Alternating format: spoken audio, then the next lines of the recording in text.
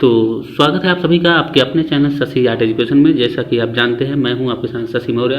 तो आज का अगला टॉपिक है मुगल कला में हुमायूं।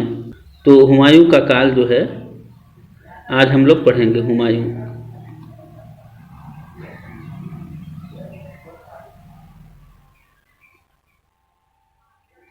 तो हुमायूं का काल जो है 1530 से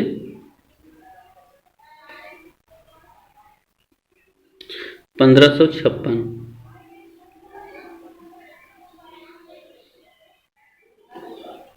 तो हुमायूं का काल जो होता है 1530 से 1556, यानी कि कितने साल? यानी कि 26 साल।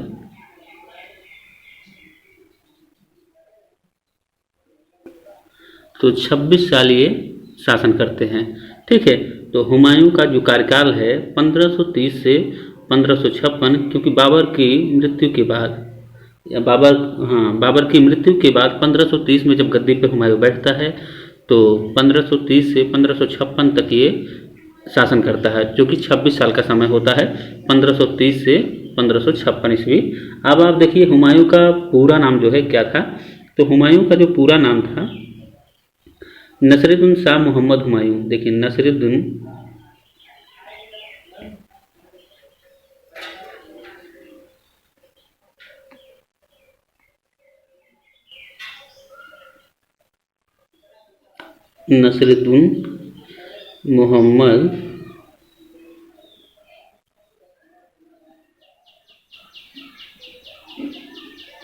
मोहम्मद हुमायूं।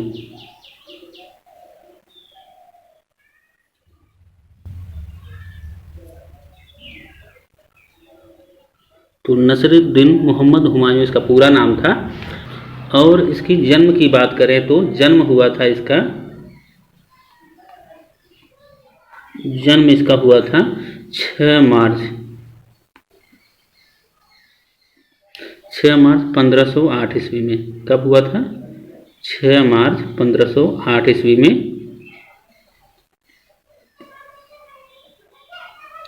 6 मार्च 1508 ईस्वी में इसका जन्म हुआ था। वो काबुल में। कहाँ हुआ था? काबुल में।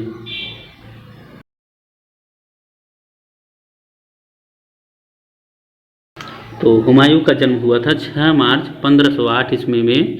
काबुल में इसका जन्म हुआ था। और इसकी माता का नाम था, देखिए इसकी माता का क्या नाम था। इसकी माता का नाम था माहम बेगम। ठीक है, माहम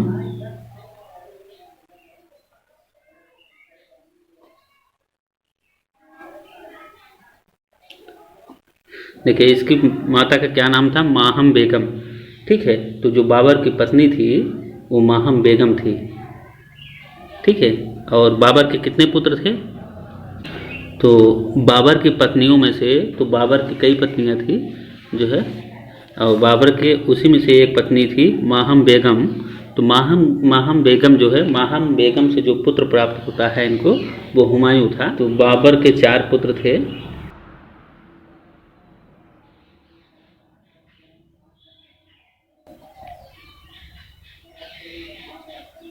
बाबर के 4 पुत्र थे। देखिए हुमायूं,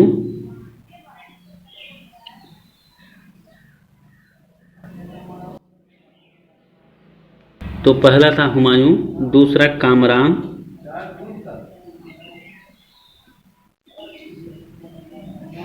तीसरा था अस्करी,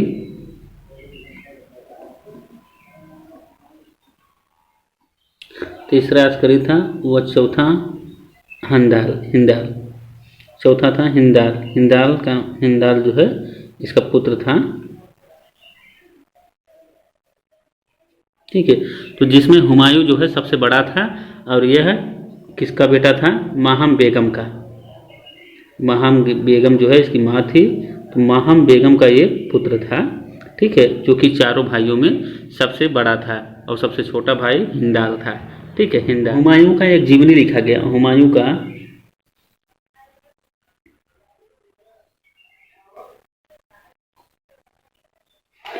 का एक जीवनी लिखा गया।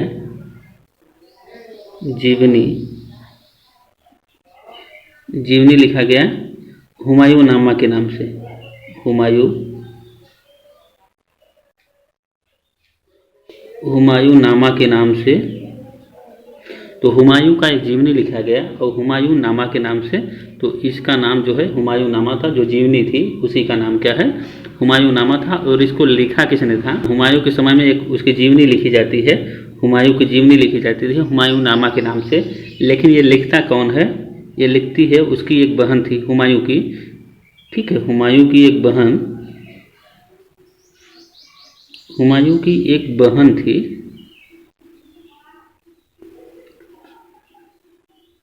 ठीक है, जिसका नाम गुलबदन बेगम था।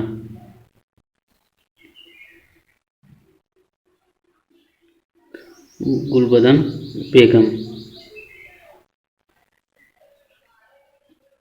ठीक है। तो ये गुलबदन बेगम जो है हुमायूं की बहन है। गुलबदन बेगम ने इसको लिखा था, हुमायूं नामा को किसने लिखा था, हुमायूं की जो एक बहन थी गुलबदन बेगम, कभी हुमायूं मत लगाइएगा, ठीक है। हुमायूं नामा जो है हुमायूं ने खुद नहीं लिखा है, उसकी बहन ने लिखा है, जो कि जिसका नाम है गुलबदन बेगम, ठीक है। ये ध्यान रखना है, कभी भी प्रश्न में पूछा जाए तो इतना पक्का ध्यान रखना है कि कोई भी जो है प्रश्न चाहे जैसा भी हो, लेकिन आपको हुमायूं नामा जो है, तो हुमायूं नामा आपको गुलबदन बेगम लगाना है, ठीक है। और हुमायूं ही एक ऐसा शासक था जिसने ज्योतिष पर बहुत ज़्यादा विश्वास करता था। हुमायूं जो था यह ज्योतिष पर बहुत ज़्यादा विश्वास करता था। क्या करता था, बहुत ज़्यादा विश्वास करता था।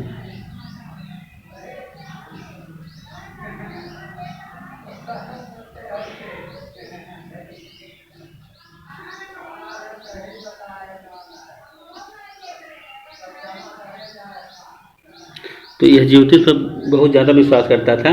इसी कारण जो है ये सातों दिन अलग अलग कपड़े पहनता था। ये सातों दिन जो है,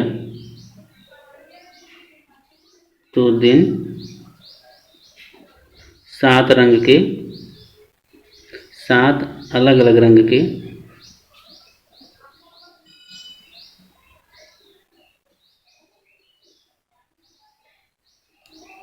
कपड़े पहनता था, ठीक है। तो कपड़े जो है ये पहनता था अलग अलग रंग के।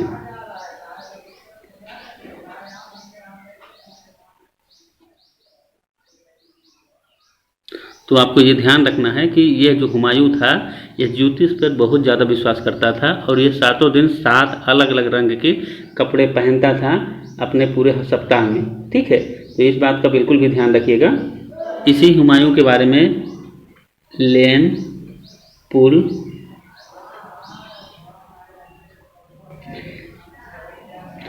इसी हुमायूं के बारे में लेन पुल जो है कहता है, लेन पुल एक जो है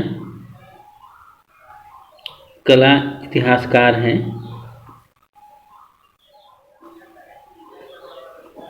लेनपुल एक कला इतिहासकार हैं। ये हुमायूं के बारे में कहते हैं कि हुमायूं जीवन भर लड़खड़ाता रहा और लड़खड़ाते हुए ही अपनी जान दे दी। तो लेनपुल जो है क्या कहते हैं, हुमायूं जीवन भर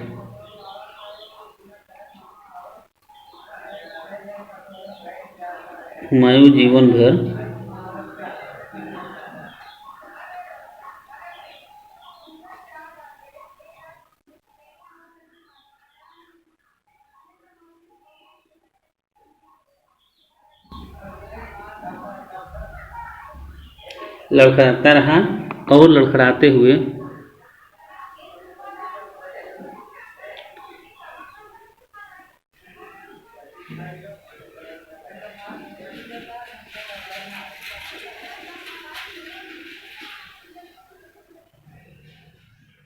लड़खड़ाते हुए ही अपनी जान दे दी।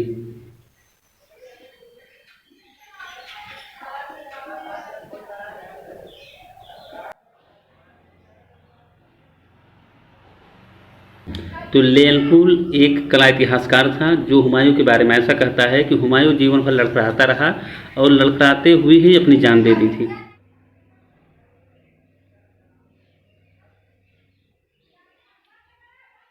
हुमायूं के बारे में कहा जाता है कि जो इसके यहाँ इसके दरबार में जो चित्रकार थे, इसके दरबार में जो चित्रकार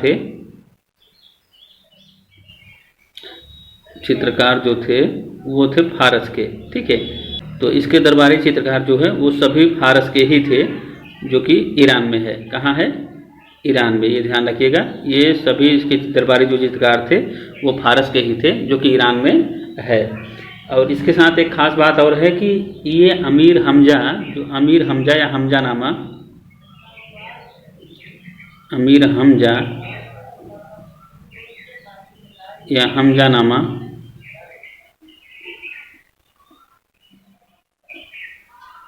हमजानामा का चित्रांकन प्रारंभ करता है। तो हमजानामा का ये जो है चित्रांकन माने चित्र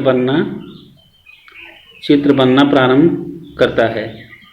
ठीक है, तो चित्र बनना प्रारंभ करता है, करवाता है। ठीक है,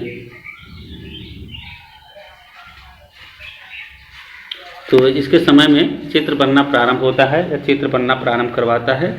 किसमें? अमीर हमजा में, यानी कि हमजानामा में। ठीक है, ये ध्यान रखिएगा, ये बहुत ही आईएमपी क्वेश्चन है। जो है हुमायूं के समय से अमीर हमजा या हमजानामा जो है चित्रांकन इसका प्रारंभ होता है। ठीक है, और इसके जो चित्र बने हैं इस अमीर हमजा और हमजानामा के, तो ये किस पर बने हैं? कपड़े पर चित्र बने हैं। आप ध्यान रखिएगा, कपड़े पर इस सारे चित्र बने हैं। किस पर? तो कपड़े पर इसका चित्रांकन हुआ। जितने भी चित्र बने हैं वो सूती कपड़े पे। और पूछ सकता है कि कौन सा कपड़ा? तो सूती कपड़ा। ठीक है, सूती कपड़े पर सारे चित्र इसके बने हैं, आप ये ध्यान रखिएगा। तो हुमायूं के दरबार में जो चित्रकार थे वो फारस ईरान के रहने वाले थे। और इसी के समय में अमीर हमजा यानी कि हमजानामा का चित्रांकन प्रारंभ होता है। किसके समय में? हुमायूं के समय में। ये सभी अमीर हमजा का जो चित्रांकन हुआ है वो कपड़े पर हुआ है और सूती कपड़े पर, ये ध्यान रखना है आपको। और यही हुमायूं क्या करता था कि कबूतर के पंख को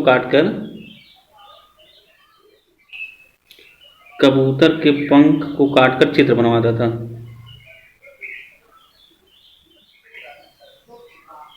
ये क्या करता था? कबूतर का जो है, कोई भी कबूतर पकड़ता था उसको पंख जो है नोच लेता था। तो कबूतर के पंख को नोच लेता था और तब इसका चित्रांकन करवाता था।